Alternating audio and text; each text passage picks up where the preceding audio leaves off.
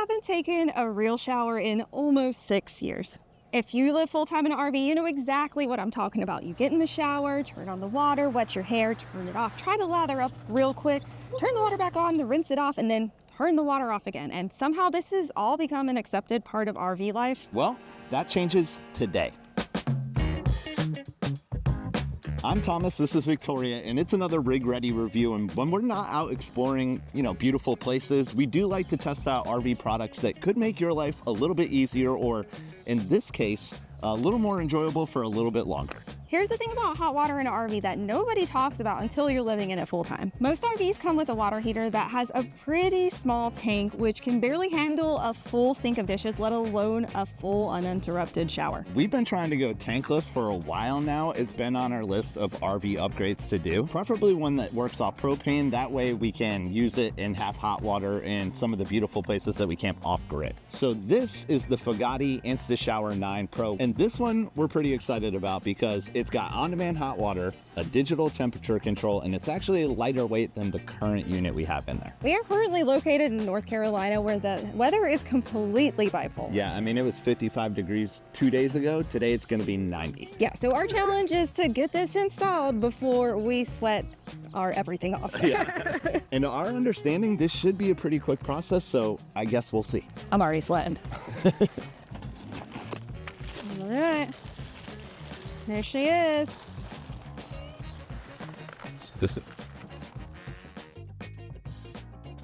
The heater comes with most of the things that you need to install minus tools. This is the digital temperature controller along with installation and some screws and some tape to help seal along the edges. You're also going to want a drill, some pliers, something to strip your electrical wires, and electrical tape and or caps or shrink wrap, beetle tape, putty knife or a scraper, sealant, and plumber's tape. Honestly, first thoughts, this looks so much nicer than our old water heater. Of course, it's been in the elements for almost 6 years. Yeah, I mean, she's pretty sexy. And I don't even really know how I feel about saying a water heater is sexy, but it is. I do also think that getting this old water heater out might be a little bit difficult. It might just be stuck in there, but we'll see. We'll see.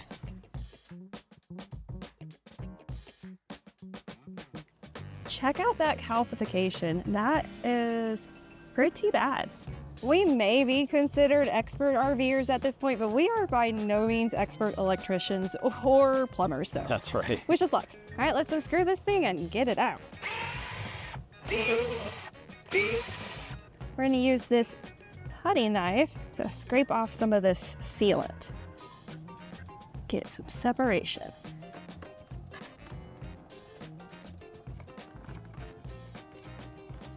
Before we really get started pulling this thing apart, you're gonna wanna disconnect or turn off the 3 things that are connected to the water heater, which is gonna be your electric, preferably turn off the battery box and make sure you're unplugged from shore power.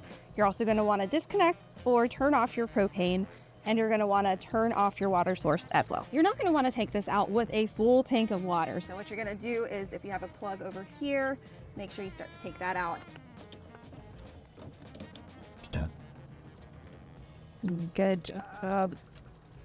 Now we're gonna pull this relief valve, which is really gonna let this stream loose. So make sure you stay out of the way because it's gonna be hot. There she goes. If you get to this point and it seems like the water is never gonna finish draining, you might wanna check and see if you actually turned your water off, because otherwise the water heater's gonna keep refilling. Should just need a wrench for this thing, but now we're gonna disconnect the propane. Oh, I'm not gonna lie, it is a little bit of a struggle to get this propane line off, so I did spray the thread with a little bit of WD-40. Hopefully that helps. It also will help if you use 2 wrenches to hold this in place and then 1 to twist. Oh, it's moving. Nice. Oh, yes. That WD-40 definitely worked. It is kind of hilarious how much sealant they use on these things. Like, that is such overkill. Now that we got most of this junk off, we can actually just push this propane line through. Some people are lucky enough to have the backside of their water heater in a compartment. For us, we're gonna have to unscrew this to get in this itty bitty space. Man, that is not enough space to get into, so I think we're gonna have to also take out our drawers. It's a little better. Next, we're going to go ahead and disconnect the water from the back of the old heater. Up here, we also have a valve so that hopefully we can mitigate some of the mess, but either way, we're going to go ahead and put the towel down. All right.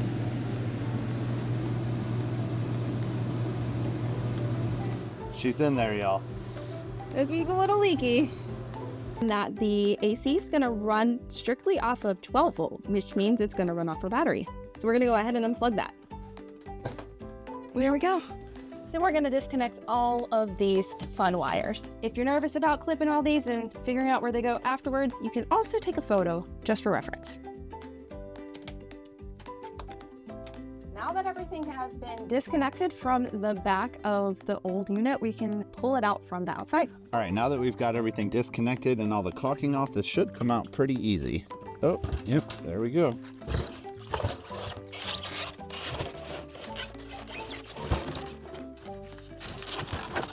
Just be careful. Yeah, there's still some water dripping. Oh, of course. Careful. All right. Came out. Oh my I'm gosh. just kidding.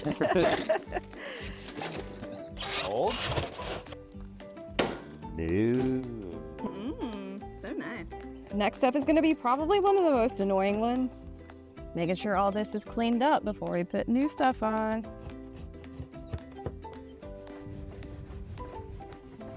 The kit does come with waterproof foam tape. However, we are going to put that around the edges, and then we're probably going to use some of our butyl tape as well.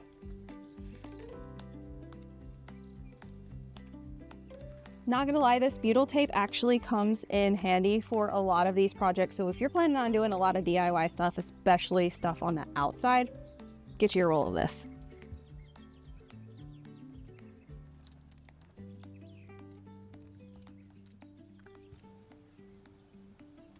That's satisfying. It is. Now we're gonna go ahead and secure this outer little shell. One thing we didn't do that you should probably do before you buy your unit is check and make sure that your old hole is actually, I think it's 16 by 16. Ours was actually a little bit larger. I don't know the exact diameter, but we had to do a little bit of maneuvering and extra butyl tape to make sure that this is actually going to be watertight. I do think they have some sort of adapter that you can buy separately so that it will fit exactly, but I think it's going to be okay. First thing, we're going to actually take the door off of this. It's hard to tell, but once you flip this up, you can turn it this way. Nope, this way? Oh, hold on. One of the ways. There we go. So check this mechanism out. That's how you're going to open it. And we're actually going to remove the door entirely just to make the installation a little bit easier.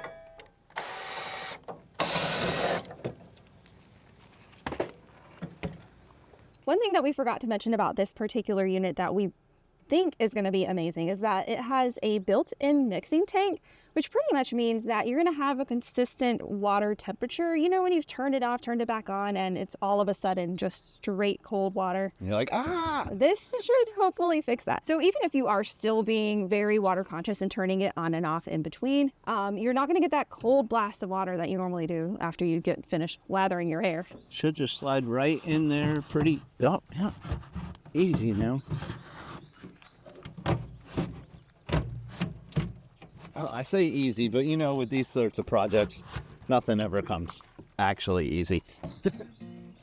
From the back of the water heater, you're going to have a black and a red wire. Well, the red is going to be positive and the black is negative. However, from your RV, you have a pink, orange, brown, and white if yours is like ours. And you might be thinking, that doesn't go together. Well, what we're going to do is actually tape the orange and the pink up and set them aside.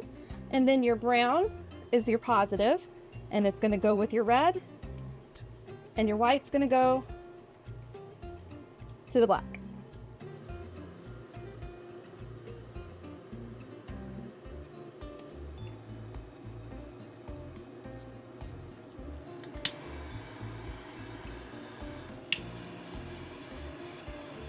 The other two blue wires are actually going to connect to the back of the controller. According to the instructions, it doesn't matter which one goes where. It's going to take some maneuvering of the propane hose to get it to fit where it's supposed to go. If you do this, be very careful that you do not crimp it on itself. So hopefully this will fit underneath the drawer. I think this is going to work. Time to pop the propane on. Punch this thing on here. Excellent. Good job. The water's going to be a little tricky because, as you can see, up top is the water outlet in red, and then over here, that's our other outlet. Previously, they were like up and down, so we're going to have to somehow maneuver it. Thankfully, it does have this flexible hose installed, so I think we might just have enough leeway. Before we actually attach the water, and actually before you even put this in, it might be best for you to go ahead and put on some tape to make sure that we have a leak-free seal. Probably would have been easier had we done this when it was not pushed inside the RV. Yep, probably. Do better than us.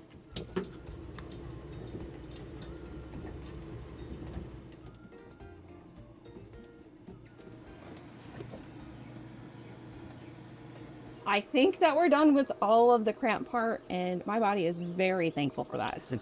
Goodness. After adding a little bit more butyl tape is definitely your friend. We're going to go ahead and screw this all the way in. Now we're going to go ahead and get off some of this excess butyl tape and then go ahead and seal it as well, just to make extra sure that no water is going to get around it.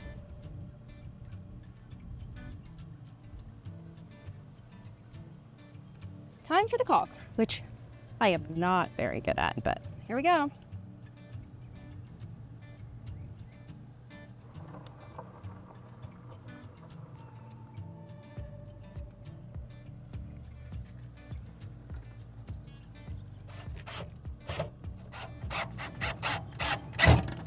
Cool.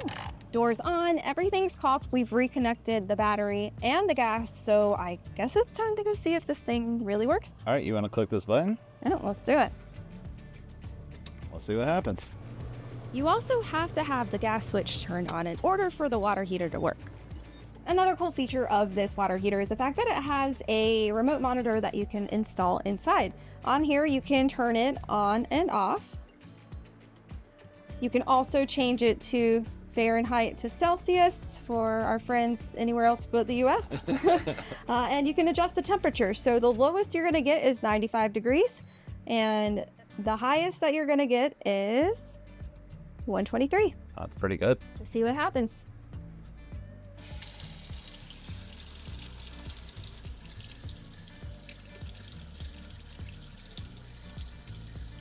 Oh, I just heard it click on. Oh, that worked really fast. How's it feel?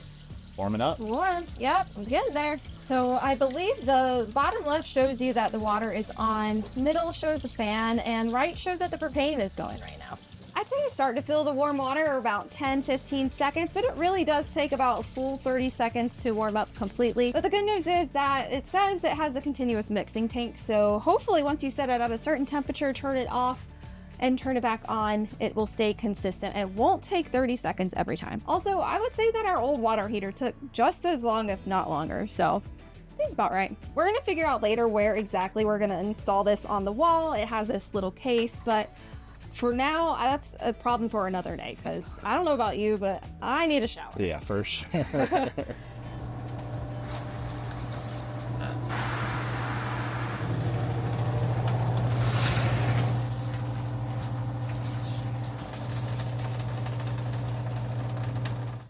How's it going? I love this thing.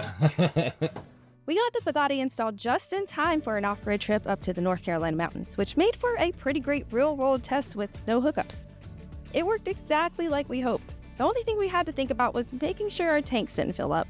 And keep an eye out for that South Mountains video coming out soon. We may have found our favorite riverside campsite yet. Okay, so we've had some time to test this thing out, and we've got some pros and some cons. We'll start with the pros. Endless hot water. enough said. I'm the cleanest I have ever been. I haven't taken a shower that long in forever. And it's been really nice not to have to turn off the water mid-shampoo. Here's a pro, and it's a little superficial, but look at it. It looks sexy. I mean, way nicer than the old one. it does look pretty nice. All in all, install was pretty simple. I would say it took us about 2 hours, and probably the things that slowed us down the most were removing the caulking and like the old putty butyl tape, and then getting into the cramped spaces and trying to show you guys and get the job done at the same time. Like I said, we are not professional electricians or plumbers, but honestly, there's like 3 connections in the back, and with a little bit of research, it was pretty plug and play. Another pro that actually took me a little bit of time to figure out was that you get pretty consistent temperature because of the built-in mixing tank. The trick is to turn the water temperature to exactly what is comfortable for you and only turn on the hot water when you're showering. Okay, now let's talk cons. Endless hot water means that you're gonna be taking longer showers, so your tanks are gonna fill up quicker. I don't know if I would exactly call that a con, but as you saw with our boondocking trip, it is definitely something that you have to keep in mind. Another con is that since it's only running off of propane, you are gonna go through propane quicker, and if you don't have any propane, you're not gonna have hot water, so you might wanna keep like an extra tank around. But at least the propane isn't continuously running just to keep the tank full. It is only running on demand. Another thing is that at this price point, it's not exactly the cheapest upgrade you could be doing to your RV, but if you're full-time like us, I would say it's 1,000% worth it. And even if you're just a weekend warrior and you just wanna be a little bit more comfortable, do it. We went from rationing hot water to like not even thinking about hot water, which is a real quality of life shift when you live full-time in an RV. So if you are looking to get one of these for yourself, make sure you check out the link that's in the description below. We do get a small commission for any items that are bought through that link, and we really appreciate your support. We take this RV in a lot of different places, a lot of different environments, and we do actually have a bunch of North Carolina trips coming up, so we will be putting this thing to the test. So if you found this video helpful and you want to see more of them, make sure you hit that subscribe button. And also, if you have any questions, please leave them in the comments below. All right, we'll see you on the next adventure. And until then, y'all keep on exploring, stay lost. Bye.